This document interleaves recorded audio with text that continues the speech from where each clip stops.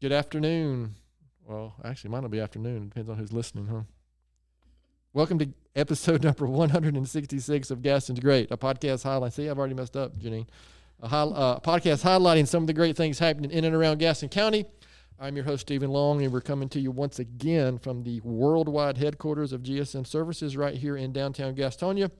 We simply believe in discussing more of the reasons why Gaston's great. We are highlighting another great organization today as we talk about Hearts to Home. We have Jeannine Beert with us today. Jeannine is the founder and executive director of the organization. So, Jeannine, it's great to have you on, and welcome to the podcast. Thank you. It's great to be here. So, as usual, we try to get right to it. And before we kind of get into talking about the organization, if you don't mind, maybe just tell us a little bit about yourself, anything that you'd like to share. Myself, I haven't talked about myself for a long time. I am a realtor with the Howard Hanna Allen Tate Realtor Company. Okay. We just formed a partnership, and so our name changed, but I've been with them for 21 years now. Wow. And in real estate, I'm also a stager, so that comes to why I help a little bit with what you're doing now. Yeah. But I am a mom of two. My boys are 30 and 32 and married. And my husband works for Eaton Corporation. And that's what brought us to Gastonia many years ago, about 29 years ago. Eaton in Kings Mountain brought us as here. we were talking just before we started recording that, again, that makes you officially a Gastonian. I am now. Gaston Countyan. Is that probably not correct grammar, is it? But long-time resident, also a house flipper. We move every 2 years, so that makes us very unique. Oh, wow. Okay, that's interesting. Yeah, I wouldn't have the patience for that. I love renovating homes. Well, good for you, because, I did some of that when I was younger.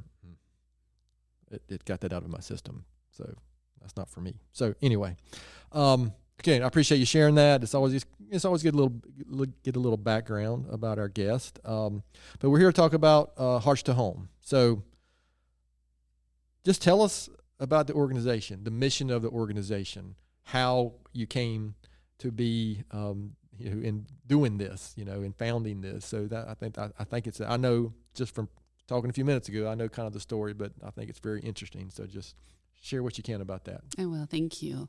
The mission of the organization is to furnish homes for people coming out of homelessness.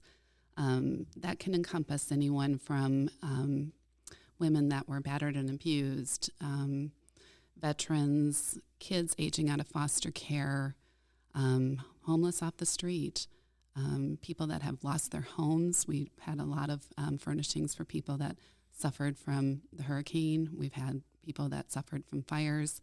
So anyone coming out of homelessness, we walk beside many organizations in Gaston County that aid these people and get them on their feet, and we're just that extra hand up at the end that really kind of provides hope and dignity and comfort and support to them as they make that journey. And we started from a food pantry that I've worked at for the last 5.5 years, Bountiful Blessing in West Gastonia. And we were working with the homeless there, my friend and I, and we identified some people that needed assistance.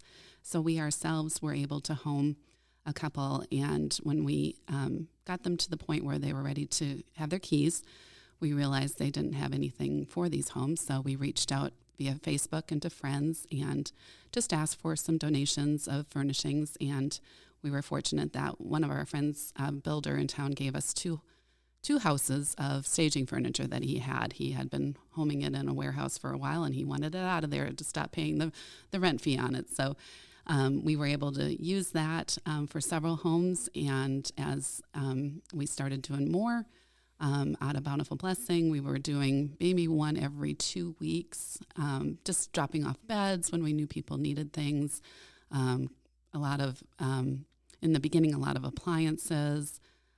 Being a realtor, a lot of people leave behind appliances, and sometimes we're responsible to get rid of them when the buyer doesn't want them. So we were moving a lot of that, and we were borrowing the truck from Bountiful Blessing twice a week. We could get it after they did all their food pickup. We could get it on Tuesdays and Thursday afternoons.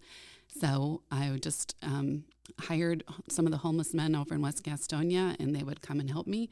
And we would pick it up, and our pastor had a small little warehouse on Bessemer City Highway that he let us store things in. And that's where our beginning started. And then as the donations kept coming, which, I have to say our community is so generous. They love to support something where it's local and they know that things are going to a really good cause. So things just kept coming and kept coming. And I actually was on vacation and got sick. I'm a diver, and I couldn't dive for 2 days. I was in bed, and I kept praying to God that he would just take this all off my hands, because I already had Bountiful Blessing, and I have a full-time job and career. So when I got home, I had 15 phone calls of people that wanted to donate, and I just had to figure it out. So from then on... So God had other plans. Yeah. From then on, Catherine's House was the first organization that we supported. A lot of my friends have been through the program or have volunteered there, so that was near and dear to our hearts at first, and we just kept putting things into their storage sheds so the women would have things that they could shop for right at Catherine's House for their new homes. And then now we're to a point where everybody that comes out of there gets a shopping experience with Hearts to Home, and we're able to set up their homes completely. And it has just grown since then. All right. You said you went through that kind of so matter-of-factly, like it's not a big deal. That's a big deal, especially coming from one family or one person you met at their Bountiful Blessings or got connected to make all these connections with. I think before we recorded, did you say 22 organizations? We are now serving 22 in Gaston County. Our guidelines are they need to be Gaston County organizations. Yeah. We've had a lot of Charlotte organizations recently reach out, and we just do not have the manpower at the moment to be able to help them all. So we stay within Gaston County, and all of our pickups and donations are from Gaston County. What residents. is this time frame from that first family through Bountiful Blessings to when was that? That was September 2023. Okay. When we first started. So we were doing one every 2 to 3 weeks. We were helping a family. And it has grown to the point now that we do 3 to 5 a week. All right. So we have grown considerably. So not quite, almost 2 years. That's pretty dramatic. Well, in July of last year, I decided to form a 501c3. Mm-hmm. And shortly after, an anonymous donor gave me funds to buy my own truck. And when that happened, it made it a 7-day week for me. Instead of 2 days a week for pickups, 7 days a week for pickups. And because I had the time, energy, and I wanted to do it, God gave me the spirit. And I think that's actually the first time I actually went online to look into this. I think I saw your truck in Cramerton, maybe. Mm-hmm. Yeah. So I think my wife and I were in Cramerton, downtown, and your truck was parked maybe at the church right there or something. It was parked somewhere near there. It's called South Fork Commons. It was the old Methodist church. Correct. Yeah. Thank you. Yeah. So I saw it parked there. I was like, I wonder what that is. Sounds like a good podcast guest. Oh. And then I said, I know her. Yeah. When I got online and looked into it. So last fall was really the turning point for us, where it became, we were working out of 3 storage buildings at that point, one still at Bountiful. Catherine's House actually rented a storage building in Belmont for us, and then we had one down by Lotus. And so we were spread out amongst the county, and I'd have to go back and forth to try to pick out things. And we just picked things and delivered it at that point. And then we were blessed with the basement at the old church, South Fork Commons. And in that space, we were able to kind of bring everything in and have it under one roof, but then it just kept growing from there. So our second space turned up for us about 4 to 6 months later. We were at Park Street Methodist. They had a building that used to be the Boy Scouts building on their campus, and it was scheduled to be demolished at some point in the future because they want to build a 55 and older community there. But they let us have that, and that turned into where all of our furniture went. So we have our furniture area, and then we have what we call our Target. All our small things go to Cramerton still. So now we're spread out to those 2 spots, and then I kept renting storage buildings, so we're up to 3 storage buildings in those spots. So 5 locations at the moment, but soon to be 1 location. We were very, very blessed. I put a plea out back in May when the basement started flooding again. We've had such moisture conditions down there, and that moisture isn't conducive to anything but mold. Right. And just trying to keep the mold off of everything, and it just got to be kind of pathetic, honestly. And I put the plea out on Facebook, and God just answered our prayer and provided us a 18,000 square foot warehouse in Bessemer City that we are slowly cleaning because it was a cabinet maker's shop and there's sawdust everywhere. We're on week 2 of cleaning, and I think we'll probably have one more week, and then we'll be able to build some walls and kind of get it to where we could move in and call that our new heart home. Oh, wow. Okay. Yeah, that's dramatic from one family to an 18,000 square foot warehouse in 2 years, right? 2 years. So first, just well done. So thank you. The next question we kind of like to ask is probably, it might not apply here, but I'm going to ask it maybe a little differently, is what are some of the initiatives you're doing? But you kind of just described, you basically have one primary initiative that you're dealing with. Is that a fair? It is. Yes. So maybe a better way to ask it, kind of, can you describe maybe the life, a week in the life of Hearts to Home? What are some of the specific things that occur? Does that make sense? Yes. Okay. So being the founder, I still hold all the hats at this point in time. So a day in the life of me in a week, it's pickups. About 5 out of the 7 days we're going to pick up some things. Some days it's a full day of pickups, and some days it's just a piece here, a piece there.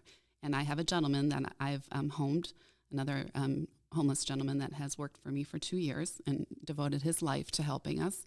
And he helps me, and so him and I carry all the furniture out of people's homes and into the truck and put it into our warehousing.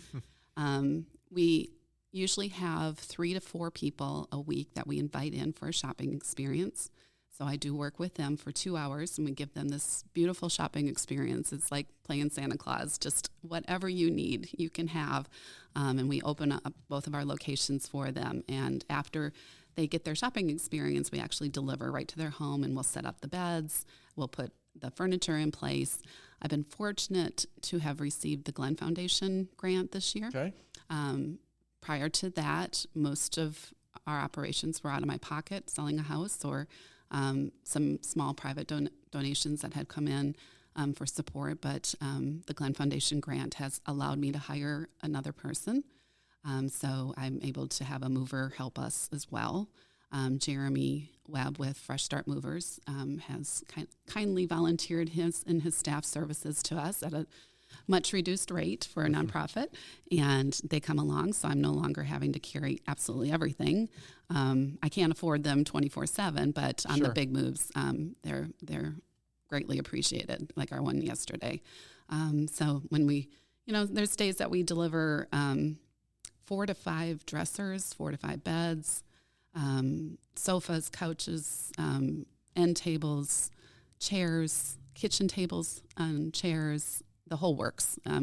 Our rule is if it doesn't fit in the truck, we're maxed out. Gotcha. So, but they're good packers. Yeah. They can fit a bunch of things, and the need's great. So we don't run out of anything. But beyond those 2 things of picking up and delivering, my days consist of unpacking and cleaning things. I do have volunteers that show up every Tuesday morning. I have a wonderful group that help me sort things and put them and display them, because it is a shopper's paradise down there. So we want to display everything so that they can see the vastness of whatever it is we have at the time. We still do clothing for Bountiful Blessings. So we always are sorting clothing and getting clothing ready for Thursday mornings too, down in that area. And then beyond that, it's just answering calls. People, I try to return every call every day, but sometimes it's within 48 hours, and people just are so excited to help us out with this. We're still trying to figure everything out, but our new location, what I'm most excited about is I think it's an opportunity to create opportunities for people to serve. So we're going to not only have what our services that we offer right now, we're going to have a lot of other opportunities for people to come in if they like to work on furniture. We have a station where we'll have tools, and they can come and actually do some repair work and stuff like that. We have an area where we'll be able to invite interior designers and people that stage in, and they'll help create rooms. If the client can't decide what they want, they can just pick a room and take that whole room with them.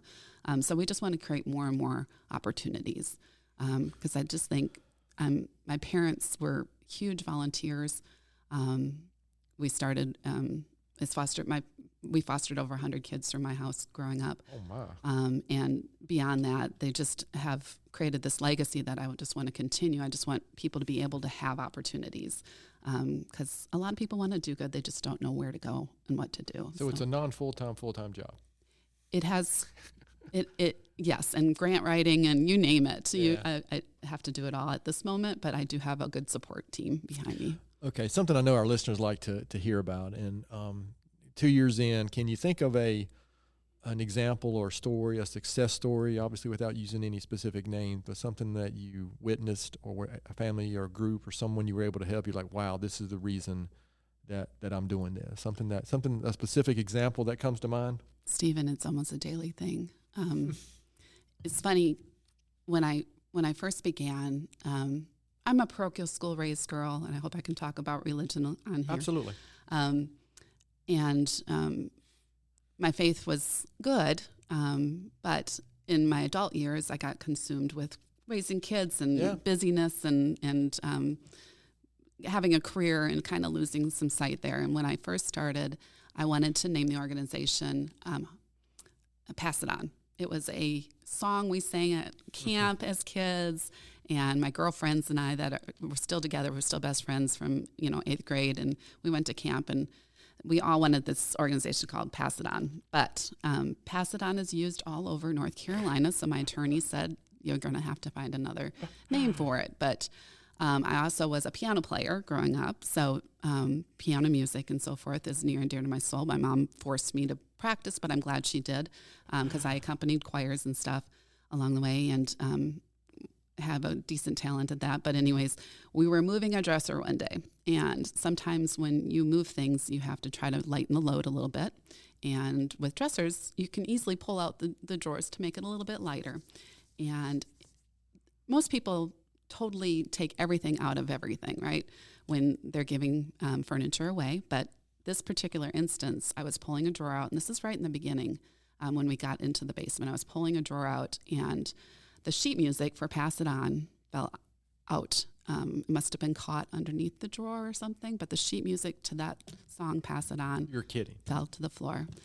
And that was my God moment, that I am doing what he wants me to be doing. And my mom in heaven is there supporting me as well. And that was my nod that I was doing good, and I need to keep going and do whatever I can to make this work. So from then on, almost daily, we laugh because there are those moments. And most recently this Sunday, I had a assistant principal, Jenny Carper from Highland, contacted me this summer. We happened to be on a trip together, and she was telling me about one of her students. And he had lost his mom his sophomore year and lost his dad his senior year. And she's kind of taken him under her wings. But he just got his first apartment after graduating, and we were able to go in and furnish the home for him and give him his shopping experience. And this Sunday, he decided to become baptized. And that, to me, is the culmination in perfection of what we're doing. When the little acts that we do can create hope and can create that momentum for someone to keep going in life and to, keep trying.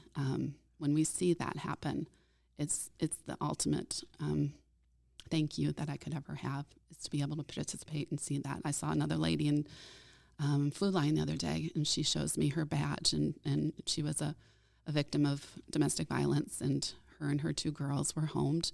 And it's been about a year, and she had a badge on that she's become a peer support counselor, and she has given back, and she's successful and got a advancement in her career recently as well, and she was so happy. And she just can't thank us enough for that hand up that took the stress off of life.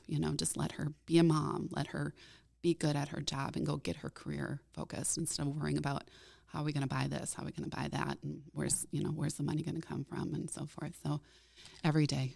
Yeah. It's So something. the tangible furnishings and furniture leads to so many other things, right? It does. It spills out for the kids. It spills out into school. They're sleeping better. They don't have as much stress at home.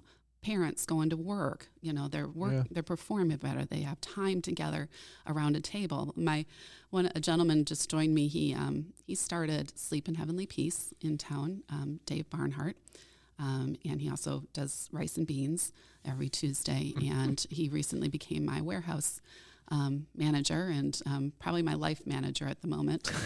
And he just is pouring into my organization right now, and he thinks furniture is magical. He keeps saying how magical that kitchen table is. You think about what it represents to the home. Sure. People gather around it, whether they're eating there, whether they're doing their homework, whether they're working on puzzles or playing a game. It's the centerpiece of the home. It can be magical for someone just to have that. And Sleep in Heavenly Peace, I'm correct, that's the organization that's building beds, yes. right? Mm-hmm. Okay. Yes. We partner up a lot because I won't take on the responsibility of bunk beds. It's just too much of a liability, so they do support me. Yeah, I think that's another organization we'd love to have on. I think we've reached out to him maybe, or I don't remember if it was the right person. We probably weren't talking to the right person, but we'd love to have them on to talk about, because my Rotary Club is helping them too as well. So again, just another connection there, right? And when you can bring so many things together to, because I wouldn't think about specifics of, I don't want to build a bunk bed that someone might fall off of. That's a great point, right? I mean, that's interesting. I met them at their first build, or not their first, but one of their builds. I went to a bed build just to get to see what they do, and I just fell in love with it. Yeah. And the other gentleman, Mark Adcock, and Dave Barnhart are partners in it, and Mark was a client at the time, so he invited me to the build. It's also a lot of things, I guess, when we're just so fortunate. Some of these things we don't think about, we take for granted. We do. Yeah, we do. And so it's that's one thing I've in my community involvement in the last 25 years. So that's probably the biggest impact on me personally, is the things that I have had grown especially when I was younger. Things I just grown to take for granted. That everybody has that, right? Everybody. Yeah. At Christmas this past year, I wanted to adopt a family, and I asked my family, my children, their spouses, if they would allow us to have one day where we serve. And that's what I wanted for Christmas this year. So we chose a family, a mom of 3 kids, and it's the first time we all were together helping. And when my husband was carrying a piece of furniture into the house, he actually set it down and turned around and came out and was crying. And I said, I'm like, what's wrong? And he said, I can't believe people have to live like this. Yeah. The conditions were atrocious, with mold on walls and openings in the walls to the outdoors. And there was no appliances at all in this home, not even a stove. And that's one of the things, as a realtor, I get very upset about, that people are allowed to rent properties in Gaston County without the proper appliances. I understand personal property being refrigerators and washers and dryers, but I don't understand not having a stove to cook on. Sure. And how these landlords get away with the conditions. It's like they're preying on the less fortunate. And I'd love to see something done about that. If ever I'm going to get into politics, it would probably be about that and those conditions, because this place, it was habitable, but it just needed a lot of work. And I just felt bad being a flipper. It's so easy for me to say, hey, spend a few $1,000s. You could take care of all this, but you can't do that for everyone. Right. So you probably already answered this question, but I'm going to ask it anyway, if there's something else. I mean, in the 2 years, and maybe even go back to, involvement with Bountiful Blessings as well, if you wanted to touch on that. But with Hearts to Home, something that stands out as you're most proud of accomplishing, or most proud of getting to this point, or is it just what you've already shared that you've been able to accomplish? Well, being from the Midwest and growing up near farms, our work ethic was you just put your head down and work. Sure. Because there was always something you had to be doing. From a very early age, we were workers. And it does surprise me when I get together with my accountant on a monthly basis, and we have entered everything that we've done, and we're at 143 homes to date.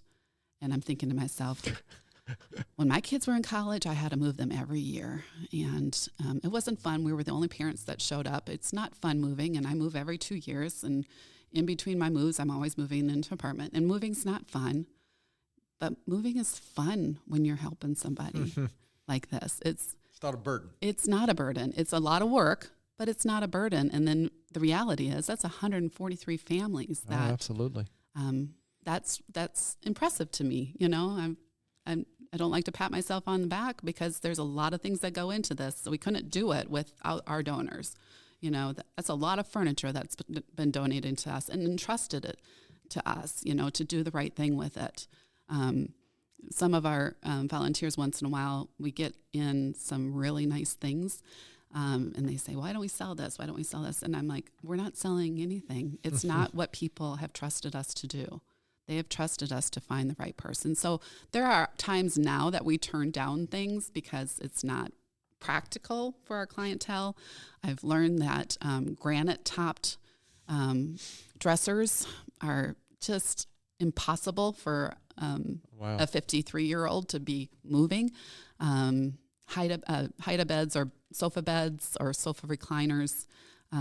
So we've gotten to be kind of picky with what we can carry, especially if we have to go up 3 flights of stairs with it. Yeah. You know, so we do turn things down nowadays, but it's just people are so generous, and we are so blessed to have the community support that we do. I just can't tell you how every time I turn around, I'm just floored by what people are willing to do, you know, especially the estates now. We're the realtors, my realtor family throughout Gaston County, they're just talking and, you know, through word of mouth, it's just all coming to us so wonderfully. I'm amazed. So hence we need the 18,000 square foot warehouse. Yeah.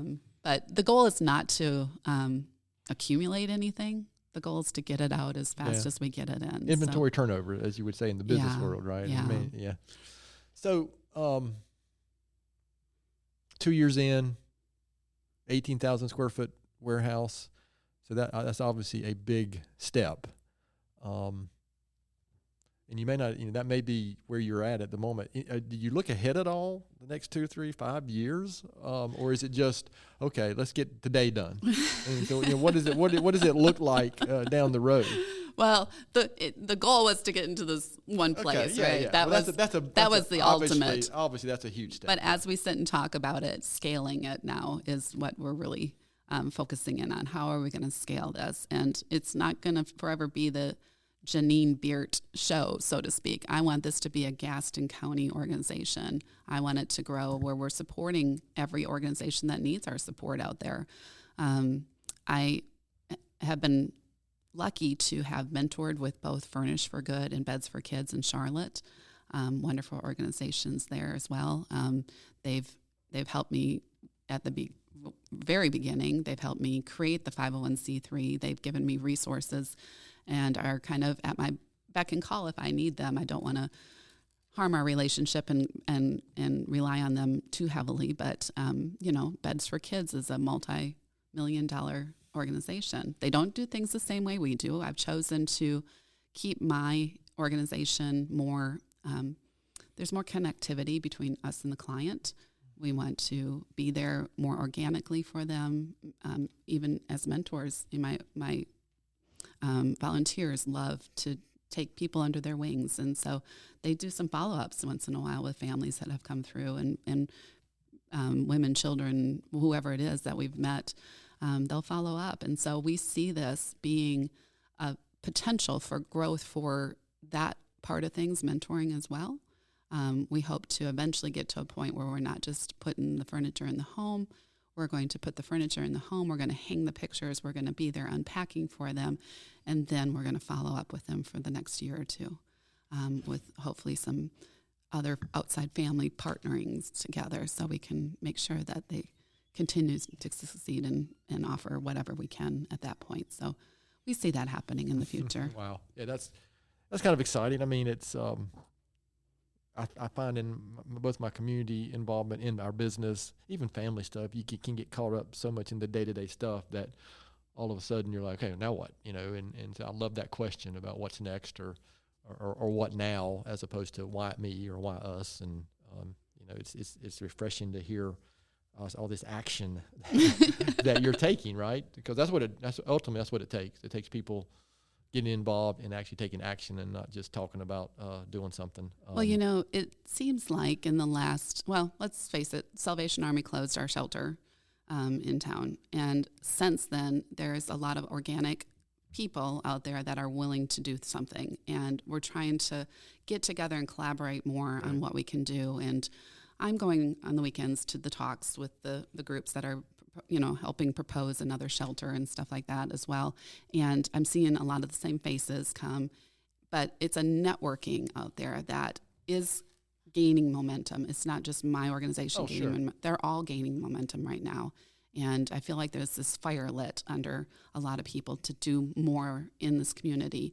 And I just want to be part of that, fueling the fire. I want to be an example of, with enough hard-working people and enough love and enough willingness, we can really do something out here. So I just want to do my part. Well, again, I appreciate you sharing that. So before we finish, we'll make sure we give you the opportunity to share about how our listeners can find more information out, where they can contact you, what your most current needs are. But is there anything that you really wanted to get across? Something I haven't asked that I should have asked before we kind of start to land this plane with a few more questions? I don't know if there's really. You've covered a lot. Done a good job with it. Thank you. It's just that I'm just a person with a passion, and when you. That's where the rubber meets the road, right there. Yeah, when you have done something to change someone's life so greatly that you know they would never be there without your help, it changes you too. It just changes your life, and there's a need that starts in your stomach, a need to do it more. And I told you, my friend Kathy Young, the Kathy Young effect. It's something planted inside you, and working at Bountiful and making friends with homeless people, seeing that they're not all the same, and they're not all doing drugs, and they're not all scary, and that's right. They're just people, and there's people that have fallen on hard times for one reason or another, and maybe made some bad choices, haven't we all? We were just lucky and fortunate that we had family surrounding us and some didn't. So, learning people's stories and, just being there as a listening ear and maybe being able to assist in one little thing in their lives, it changes their lives. So that's what I feel like. It's so easy to change lives. It's so easy for people to donate items. It's so easy for me to go pick them up and deliver them. It's easy to do, and it does change people's lives. So why wouldn't we want to do this? It's what we're here for, right? Life is short. Now I have a life too, right? I travel like it's no one's business. I'm a diver. We're going to the Red Sea in December to dive the Red Sea. We go and go and go. But when we're here, this is our purpose. We're going to do this, and we're going to do it good, and we're going to do it as best as we can. So well said. So before we finish, we'd like to ask a couple of questions, because remember that this is a podcast that we're trying to share positive things happening around Gaston County. We've been fortunate to be able to share a lot of that in the last 4.5 years or so. But a question I really like to ask, Jeannine, besides Hearts to Home, why would you say Gaston County is such a great place? I have a feeling what you're going to say from our discussion already. So this became my home by choice. When we were looking around the Charlotte area, the size of the community was exactly where I wanted to plant my family and my children, and the amount of opportunities that are here for the growth of families and children, I think, are wonderful, from the arts community to the sports, the schools, just opportunities in general. My kids have flourished in this community, and we have as well. The kindness, the generosity, the community spirit is alive and well, and it's just comforting to be around folks with similar hearts.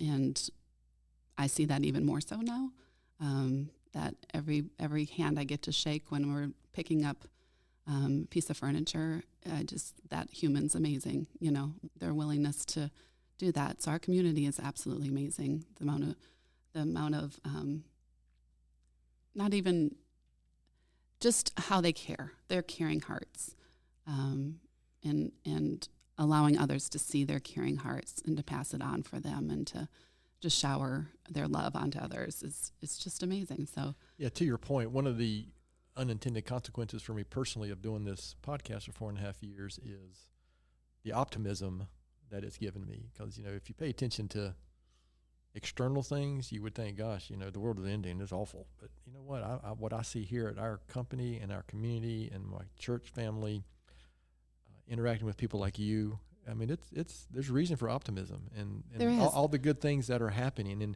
we just don't hear enough about it. I know the grassroots people out there. Yes. There are so many. My so eyes right. have been so wide open to. There's Yes. a gentleman in Stanley, David Ward, started Moving Mountain Ministries after he died in the hospital. He told God that if he survived, he would serve the community, and he has served meals to the homeless community every night for the past 1.5 years out of his own pocket. And he's got a little bit of support, but not even close to the support that we're getting. But he's there every day, feet on the ground, doing that. There's small organizations like Danielle Webb with Displaced Roses. I don't know if you've heard of her. She was on a few weeks ago. Okay. Yes. Fabulous friend. Yes. One of my mentors as well. She's helped me tremendously, and vice versa, So these small little groups of people that are just grassroots efforts, getting going and making a difference. Like the impact is just amazing, and people don't see that. They see this cooling shelter that was a debacle. Yeah. Like all we can do is gripe and complain about it, and it's like, come on, people, just stop and do something about it. You know, right? Show up with some water. Keep some water in your car if you're worried about it. Don't just talk about it. Do it. Yeah, my experience, and it might get me in trouble. This is not necessarily the opinion of GSM or anybody related to GSM. is or Gaston's great podcast is the sideline complainers are typically, in my experience, not doing a whole lot. I know, but. Did I say that? We can edit that out if we need. So I appreciate that, Jeannine, and you're right. Yeah. It is a great community, and we don't get enough credit. But also know people like you. They're just doing work, not looking for credit either. But sometimes it's okay. A little PR helps others to see what's going on, and somebody might hear this that has no idea about your organization, and they might be inspired to do something. Or we might have young people out there who are trying to figure out something that they want to support, something they want to get involved with. Because I do think one thing I like about the younger generation is they are more in tune to that than I was at that age. Yes. So that's why I like this last question I like to ask. There might be this 20-year-old out there who's wondering, what can I do? One person can make a difference. But thinking back, I'm sure it's just a couple of years ago, knowing what you know now, what advice would you give your 20-year-old self? It's really funny you say that, because I had a 21-year-old reach out to me from the Belmont Abbey just this week. Okay, wow. He said he had met a 19-year-old on the streets and didn't know what to do. Oh. And I blame this partly on my husband, because in college, being a Minnesota girl, kind of sheltered, didn't really go outside of Minnesota, didn't see the world. But my sister lived in England. She was stationed in the military, and we were fortunate enough to go to London for a month during our break. And I was walking down the streets of London, and my husband kept stopping and giving money to everybody on the street. And when we would go to lunch, he wouldn't have any money left for lunch because he gave it all away. And when we got married, we've been high school sweethearts. When we got married, we would go on a vacation, and we'd be walking down the street, and he'd have to pick up somebody and bring them to lunch with us. So just helping that stranger out there was just something embedded. And so when I sat down and talked to this 21-year-old, and he's a minister on Belmont Abbey campus, I said, the biggest thing you can do is just sit down and listen. Just listen. Because we can say all the words in the world, but that person needs to talk to somebody, and just listen to them and see what you can do from what they tell you that their needs are. Sometimes it's just the fact that you'll sit and listen. Yeah. They might just be having a bad day, and they just needed a friend. Just that recognition that they are there, and somebody, they're human. yeah. Mm-hmm. And, I wish, looking back, that I would have done more in the beginning. That I don't think I've passed up opportunities that were presented straight in my face, but through church and so forth, I wish I would have participated more through some of those things. And my love has always been the elderly. So when I go into some of these homes of veterans and people that are in need, that are elderly and are on fixed incomes, it just breaks my heart that they're in that position that they can't even get a chair to sit in, or, just financially, it's so hard on them. The cost of living, the affordability of homes and rent nowadays is just out the roof. And I don't know how they do it. I just don't know how they make ends meet and live anymore if they, don't have something to fall back on. So I'm prepared for that part of life, but I wish I would have done something to help others prepare for that. Well, I think I've mentioned this a couple of times on different of our episodes, but it kind of makes me think of that. What's that old saying? Is the best time to plant a tree was 20 years ago, and the next best time is today, right? So it's never too late to start. Never too late. Yeah, it's never too late to start that. I mean, I could go back and I think 30 years ago, boy, so many different things I could have done, right? Yeah. At 53, I didn't think I would be moving couches in and out of a, house for people, but I can do it. God's given me the ability, and I probably shouldn't be, but I'm still doing it, and I'm capable. So I'm going to do it until I'm not capable. Well, Jeannine, before we kind of close this out, I appreciate it. I appreciate what you're doing. Obviously, our community is better off because of the work you're doing and the people that you're involved with, people you're helping. So where can listeners go to learn more, find out information? What are your current biggest needs? Is it volunteers? Is it just donations? What can you share there with our listeners? So you can follow us on Facebook, From Hearts to Home. On Facebook, that's our biggest area where we post continuously. We try to showcase all of our clientele on there so you can see their stories. A lot of our donors like to see their items being used in people's homes. Yesterday we built this beautiful pink bed for a young 3-year-old girl that was donated. So I'm hoping whoever donated it can see her smile, because it was a beautiful picture of her on the bed, and she was just overjoyed. So we have our Facebook site. We do have a website that is still being built, but it's usable at this point now, so people can go on there to ask questions, or if they want to donate, they can go on there to donate. If there's a need, people can go on there for the needs. But I do want to press that we are a referral-based organization. So our clientele we prefer to work with are ones that don't have any other option. We've learned that we're best when we deliver it all, when we give them all. A piece here and a piece there doesn't really work for our model very well, because it's expensive to load it and drive it somewhere just for one piece of furniture. So we do trust our organizations to refer people that are to that point where they don't have any other hope. They don't have a church or family to turn to, and they need us. So you can find us there on our website. Is that heartstohome.org, or how do you yes. know, do you know the okay? Yeah, I think it is. and that's the number 2, right? It's the number 2. Hearts to Home. Okay. Yeah, home singular, hearts plural. And my phone number is what I use for everything, for real estate and for Hearts to Home. I'm the one that they talk to when they call. I can text. You can reach me by texting very easily, because I'm on my phone 24/7, as a good realtor would be. Right. And as far as our needs go, it's really hard to say where this is going. Right now, we have good thing going. Okay. But we can always use help as far as, and I think people benefit the most by experiencing our moves.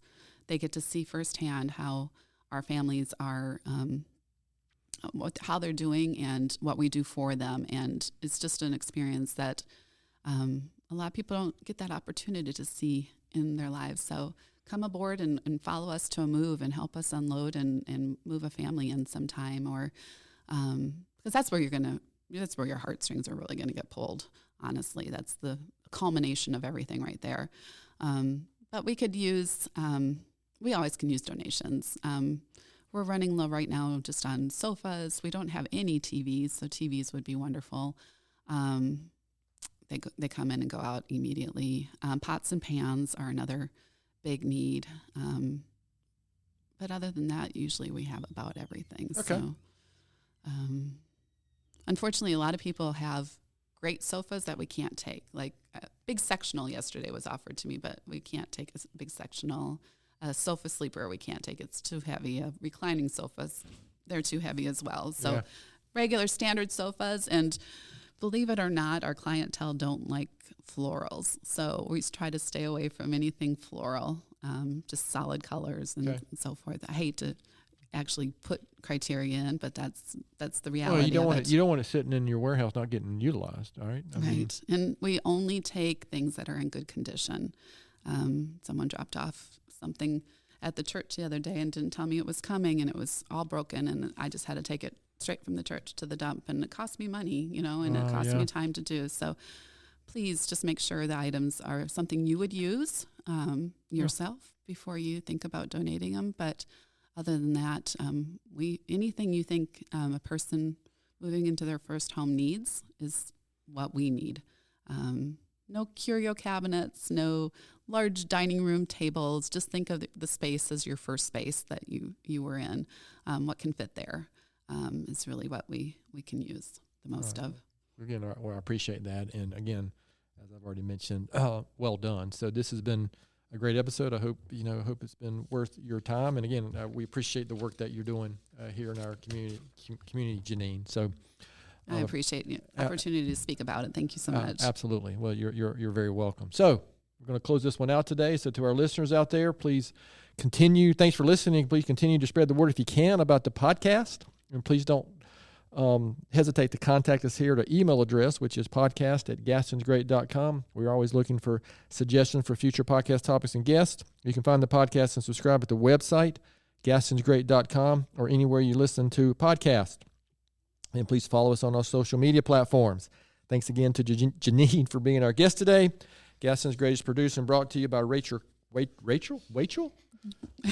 had a new name there, Rachel? Rachel Coward from GSM Services. I'm your host, Stephen Long. Thanks again for hanging out with us, and please keep coming back to hear more reasons why Gaston's great.